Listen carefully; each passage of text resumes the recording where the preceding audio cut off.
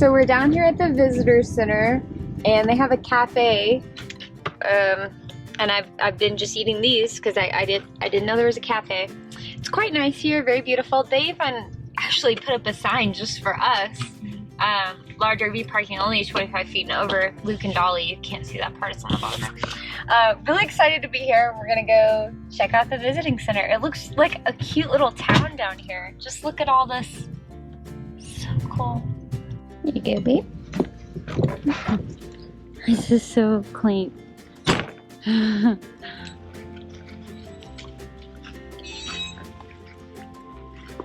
When they said visitor center, I really wasn't expecting all this.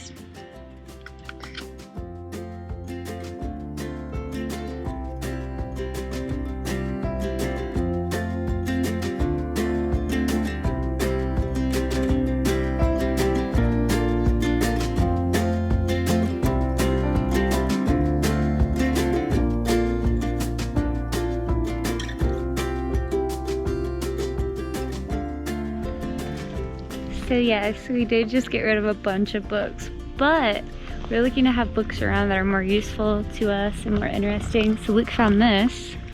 Southwest Foraging. So when we're off hiking and poking around in the desert, we can look for dinner. I'm excited.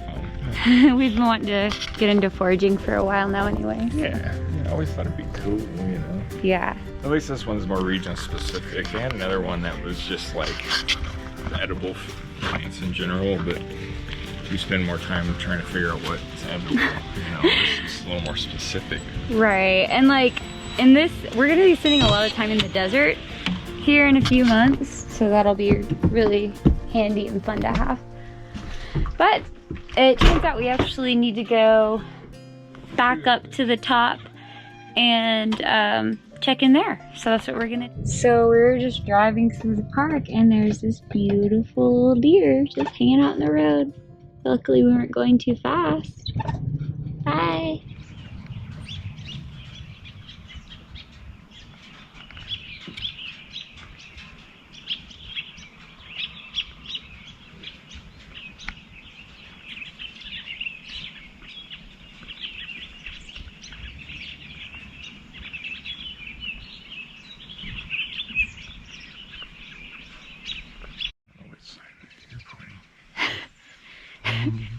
So we got a nice level spot. This is our level-ish. This is our home for the next couple of days here at Bandelier National Park in Los Alamos, New Mexico. And we got our e-bikes out because the pay station is up there a little ways, so kind of a long walk and it's pretty cold, so we're gonna ride our bikes up. Coyote, that's us. Mm-hmm. $12 per night. Oh, cool. That's not bad. Okay, so we paid for our site. We're back. I'm gonna make some dinner. I think I'm gonna do like some vegetable dumplings and some soy sauce. I don't know. And Luke is going to recalibrate basically the diesel heater, correct? Yeah.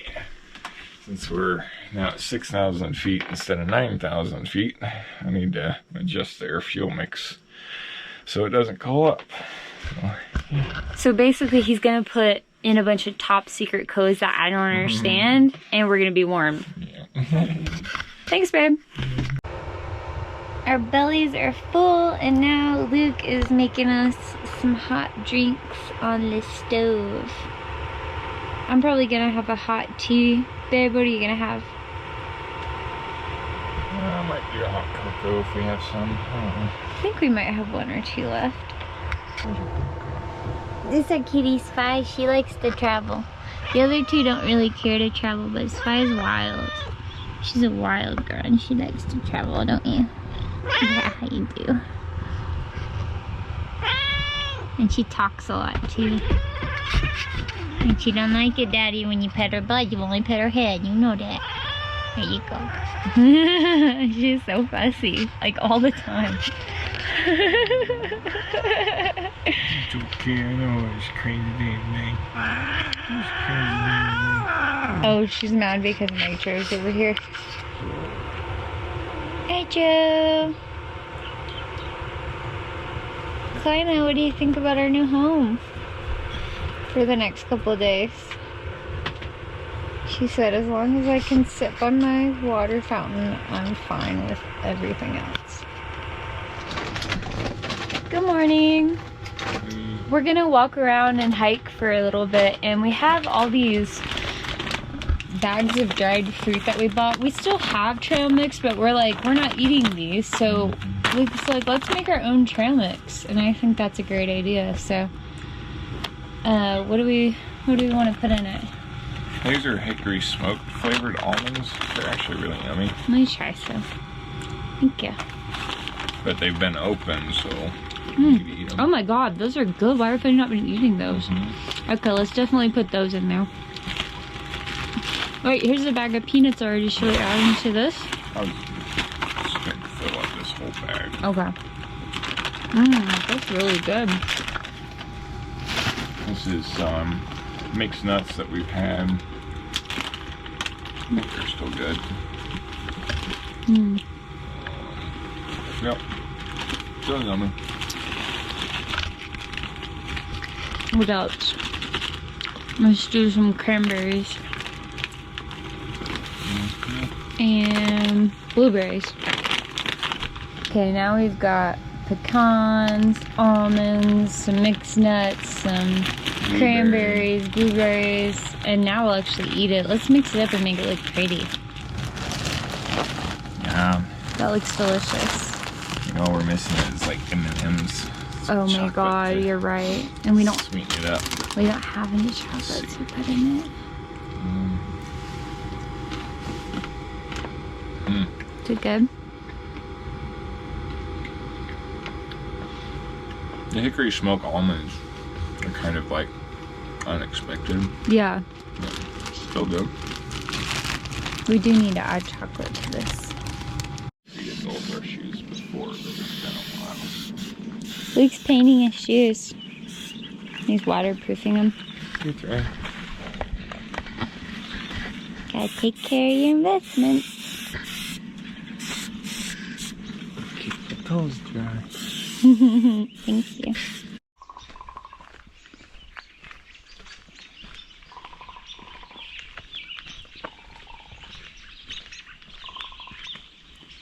What is it?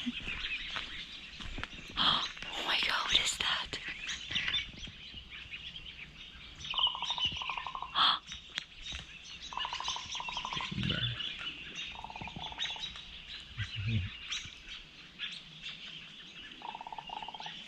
I don't know what that is, but it's cool. It looks like a crow.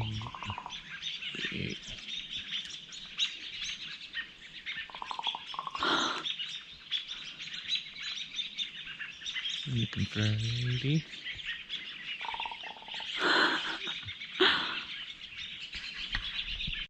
So Lucas spent a few hours last night reading that foraging book. Do you remember anything about these?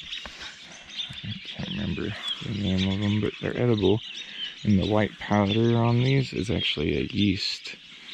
You can use them to make fermented stuff. Wow. You see them, right? A bunch of them on the ground. Yeah. You try? Well, let's pull out the book first. No, don't eat it. Let's pull out the book. We're noobs. So she was pulling out the book. I think I remember they're called juniper berries. All right, let's see. We put it in this Ziploc in case it started raining. We didn't want it to get wet. But now I can't get the book out. Let's see. It's alphabetical. So. Okay, cool. And look at you. You even... Oh, yeah. Juniper fruit. Juniper berries noted for imparting a distinctive taste to gin and traditionally cured corned beef. Possesses a range of flavor from sweet to pungent. All right. Trees can grow from 10 to 35 feet in height. Juniper leaves are made up of short scales which can feel prickly to the touch. Okay, let's see here. How to gather. You have to pick the berries one by one, or you can knock the berries to the ground by hitting the branch with a stick, if your timing is right. Place a sheet or tarp under the tree, blah, blah, blah. Okay, how to use. Use the berries to flavor meat, marinades, salad dressings, or vegetable ferments. Utilize the native yeast bloom to jumpstart a wild ferment or beer. Be aware that if you use whole berries in a dish, they are hard seeds within each berry. You can also process the fruit to remove the seeds if they're not being used strictly for flavoring. I mean, I guess we could just... You can just pick them and eat them, huh? Yeah, they're probably not like yummy, but I don't know. But we're not gonna die if we eat them. No, yeah. You sure? You sure these are it? These look just like the ones in the book. Like exactly, so I feel pretty safe about eating these. Oh my god, okay, pick a good one. I'm gonna pick this one. I'm fondling it to see if a berry falls off. I saw one hit the ground. They are falling off, they're just not falling off into your hands. Okay, ready? I'm scared.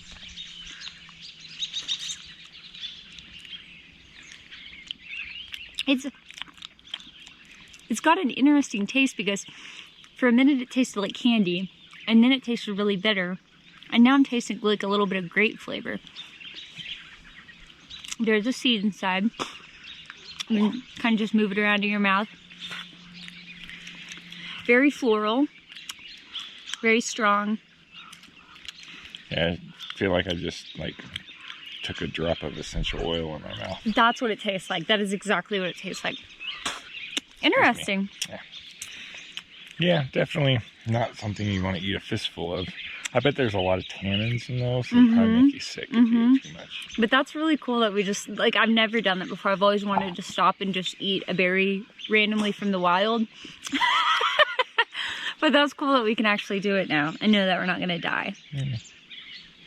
Oh, the most resinous berries should be used sparingly. Also avoid the use of land-scraped juniper berries until you're sure of the species. Some cultivated berries are believed to have toxic berries. Yeah, landscaped. Okay. So not wild, but like ones that people put on their properties. And this toxicity is, however, relatively mild, and even if you ate one fruit, the toxic effect would be quite limited. Sorry. Cool. Really intense. That was neat. Yeah. Take a mouthful of water here. Yeah, you're right. So we're here. We haven't even left the loop of the RV park yet. So we found the juniper berries, and then I turn around and prickly pear. Yep. And you can see right here, it looks just like in the book, but there's no fruit on these because, well, they're going out. Yeah, it looks like they might have already frozen at least once. But like you were saying, you can make teas and stuff out of this, but there's a lot of processing, huh, to go through fruit, this. Yeah. The actual leaves of the prickly pear, though, are edible. You can cook them like a steak. Really? You think those are still good? No. Okay. It's not good season for them. You want them young and fresh. Okay. But, yeah. Already finding stuff. This is awesome. Across this, we think it's lamb's ear. It's really fluffy and it's wet right now. I'm not sure. I didn't read about it last night, but yeah, we're gonna see if it's in the book. And I don't know if you can eat lamb's ear. The book's alphabetical. So. Oh, okay. So I was in the back. So yeah, I don't know if you can eat lamb's ear. I've never heard of anybody doing it, but I don't know that much about. It might not even be in there. But we might not even be identifying it right now. We're just taking a wild guess.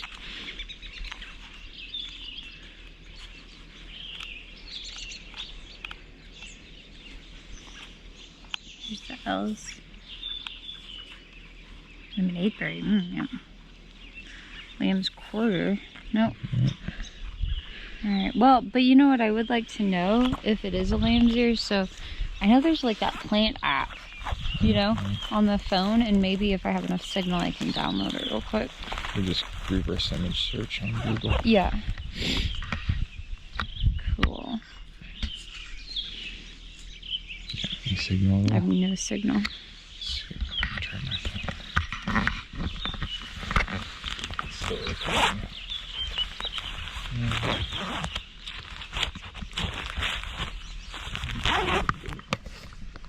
I'm just gonna...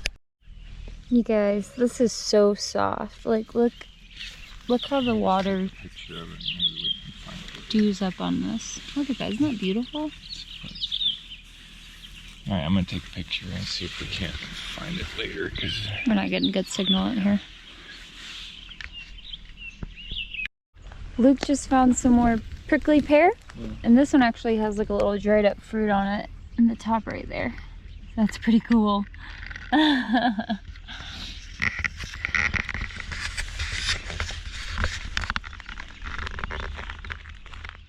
So this is actually quite cool. So there was the Civilian Conservation Corps, and they offer jobs, 3 meals a day, and medical care to men unmarried and unemployed between the ages of 17 and 28.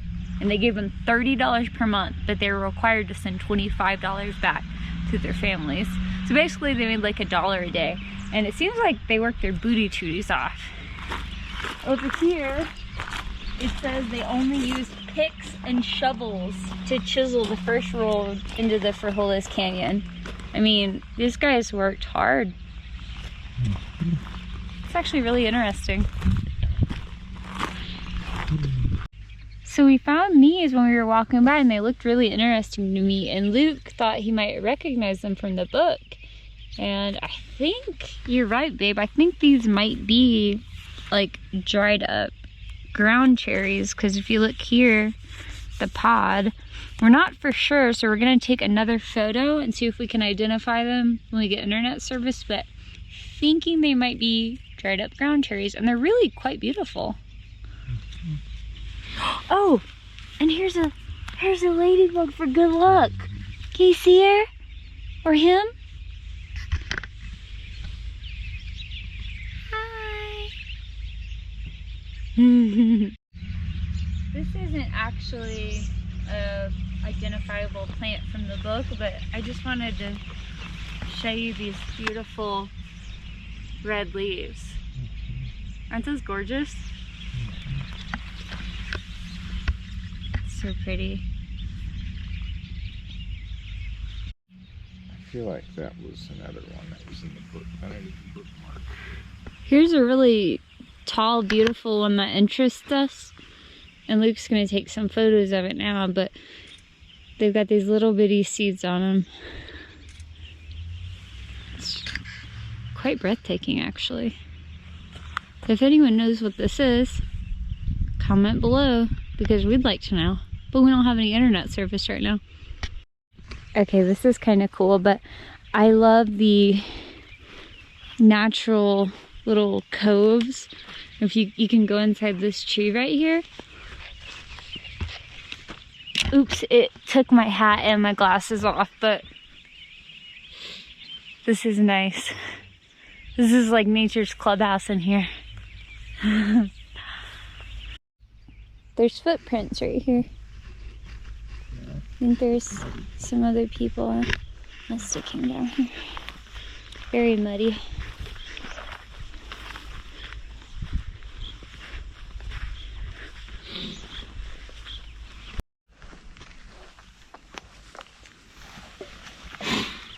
So these are some of the better fruits we've seen yet. Apparently they should pop off pretty easy when they're ripe. Oh my gosh! We should take a few and see if we can. Well, yeah, you can't eat them directly. You have to process them into jellies and stuff. Can you cook them into tea?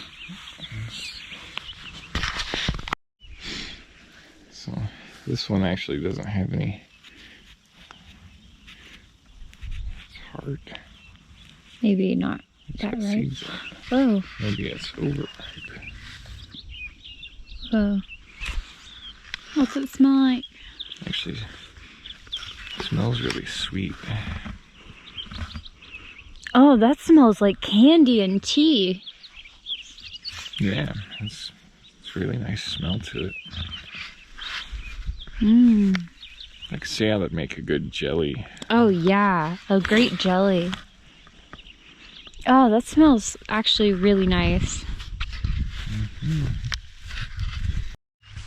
This is a really good cluster of them. Woo! But like Luke said, we're kind of just identifying today and trying to learn more about what's in the area around us. And plus, we don't have all the right stuff to process those, right? Yeah. You have to make a jelly out of them, and you have to blend them and strain them and filter it, and yeah. And we're just noobs. Today is just identifying.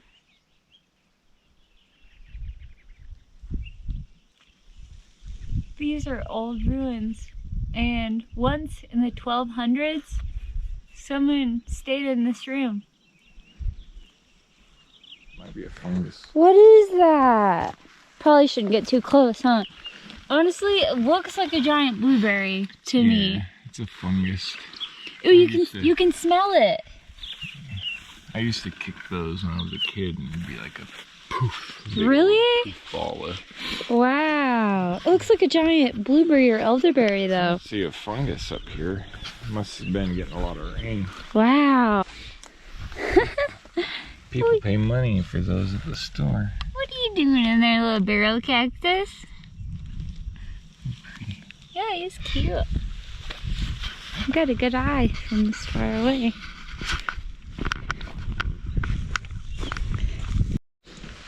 Look at how prickly this guy is. He is like, do not touch me.